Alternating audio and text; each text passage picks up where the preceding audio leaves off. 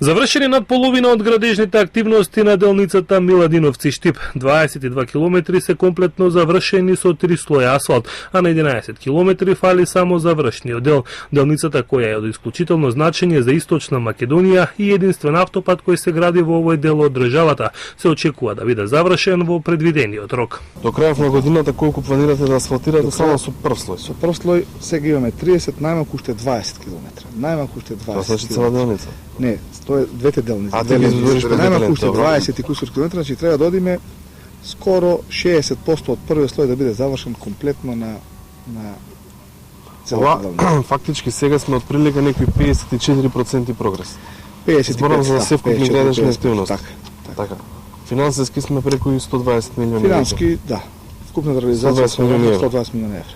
Вкупната пробиена траса каде за неполна година ќе се вози со 120 км на час изнесува 47 км.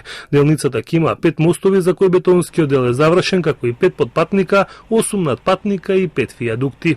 Фокусирани сме максимално на подобрување на коридорот 10, на коридорот 8, но секако гледаме да бидеме присутни онде каде што не бараат граѓаните, односно во многу населени места како што се помали регионални патишта. Врската ќе возможи да вие од Штип или од Скопје до Штип возите за едно половина час, значи да дојдете релативно брзо и да биде поврзан целиот овој регион, вклучувајќи го и Свети Николе, а и понатака другите градови од Штип, Штипнаке, Кочининаке, Радовишнаке, Струмица.